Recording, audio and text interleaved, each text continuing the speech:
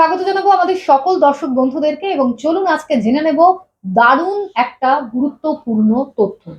এই তথ্য আপনার জীবনে আপনাকে অনেকটা এগোতে হেল্প করবে। এই ইনফরমেশন গুলো আপনাদেরকে নিজেদের বিষয়ে জানতে অনেকটাই সাহায্য করবে। তবে যখন কন্ট্যাক্ট করছেন, পার্সোনালি আসছেন, ব্যক্তিগতভাবে প্রশ্ন করছেন ফোনে, তখন তো ডেফিনেটলি আলাদা আলাদা চার্ট, আলাদা আলাদা গাইডলাইন বা সাজেশন। কিন্তু ইন জেনারেল যারা দেখছেন তাদের জন্য কিন্তু আজকের যে প্রসঙ্গের উপরে আলোচনা হতে চলেছে সেটা যদি আপনার সাথে মিলে যায় তাহলে জেনে নিন যে কি কি দিক থেকে আপনি এগিয়ে আছেন, কোন কোন দিকটা আপনার একটু বুঝে চলা দরকার।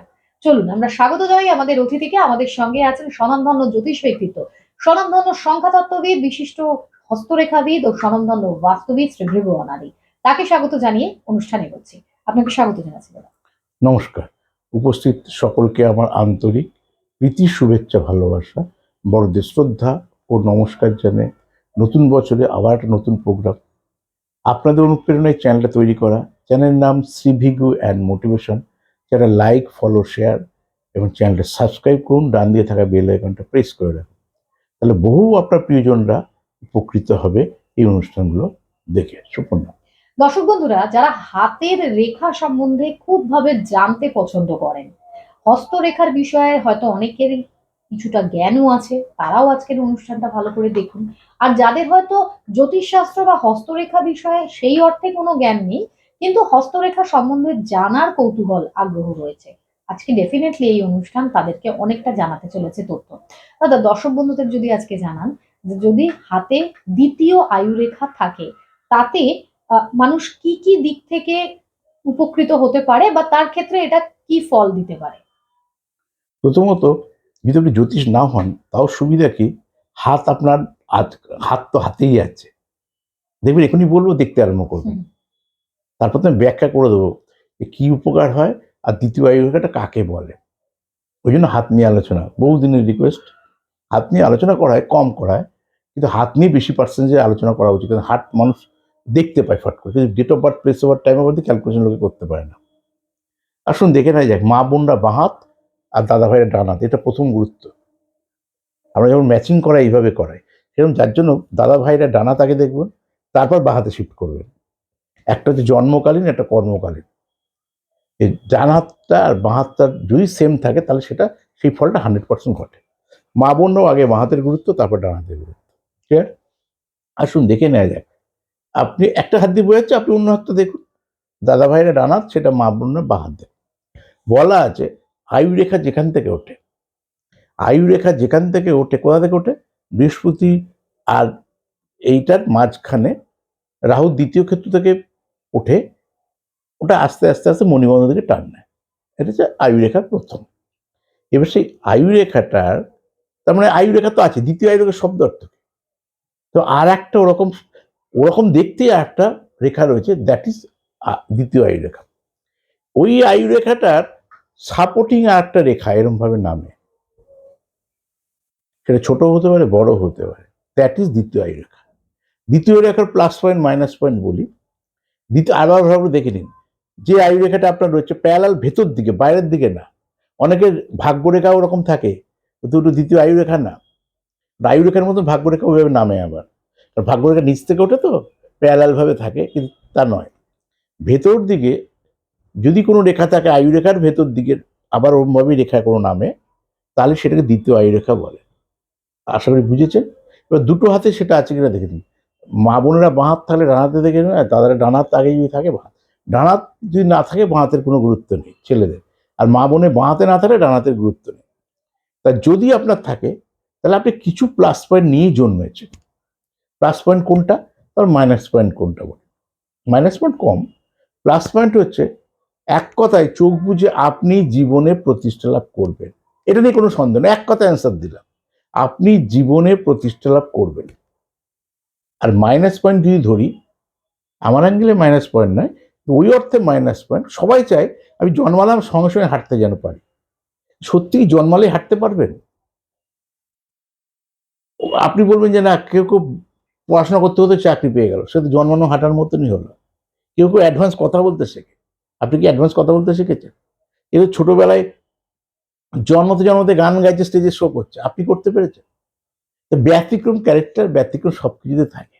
ক্লাসে তো ফার্স্ট হয়, তাদের ব্যতিক্রম ক্যারেক্টার বলি না, কিন্তু আমি মনে করি ব্যতিক্রম। আপনি হতে পারেন না, আমি হতে পারছি না, বা 60টা স্টুডেন্ট থাকলে 59টা হতে পারছে না, ন্যাচুরালি সে ব্যতিক্রম স্টুডেন্ট।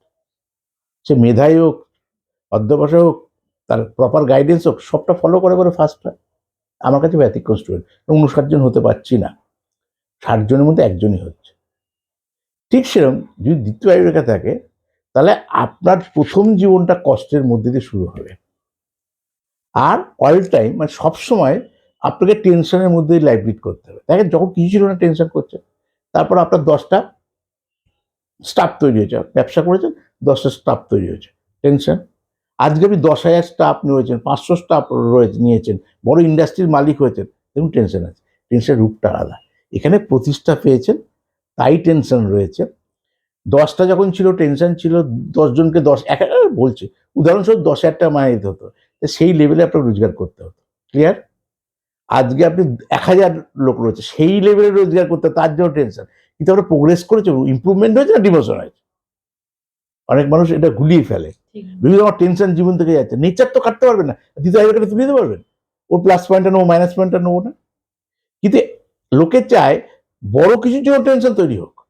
আমার 1,000 স্টাফ, 1,000 পরিবার ইন্টু 3, কত পরিবারকে বাঁচাচ্ছি। ঈশ্বরের কৃপা না থাকলে করতে পারবেন না। ইন্ডাস্ট্রির একটা মালিক কত মানুষের সংসার চালাচ্ছে, ভগবানের সে প্রতিনিধি। তার আন্ডারে আমরা কত মানুষ কাজ করছি, কত পরিবার বেঁচে আছে। সেই কারখানা, সেই ফ্যাক্টরি বন্ধ হয়ে গেলে কত পরিবার অন্ধকারে চলে যাবে। সে আমাদেরকে যে ঈশ্বরের মতন। দ্বিতীয় আয়ুরেখা একটা টেনশন মুক্ত লাইফ লিড করতে পারবেন না, কিন্তু আপনি জীবনের প্রতিষ্ঠা হবে, এটা কিন্তু গ্যারেন্টি।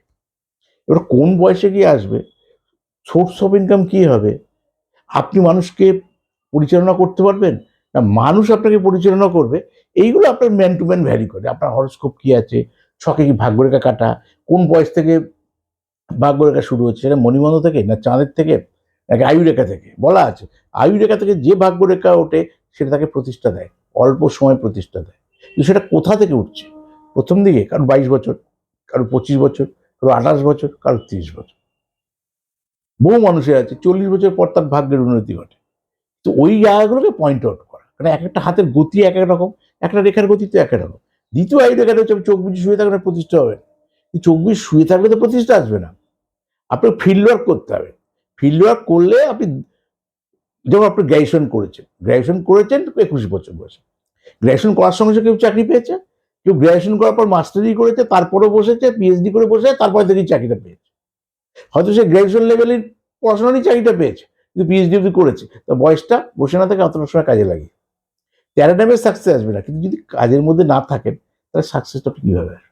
ওই জন্য আপনার হরস্কোপে কি আছে, আপনার হাতটা কি বলছে, ওই জন্য আমি বিচার করতে গেলে হাতের দুটো ছবি পাঠাতে বলি, যারা অনলাইনে করাবে।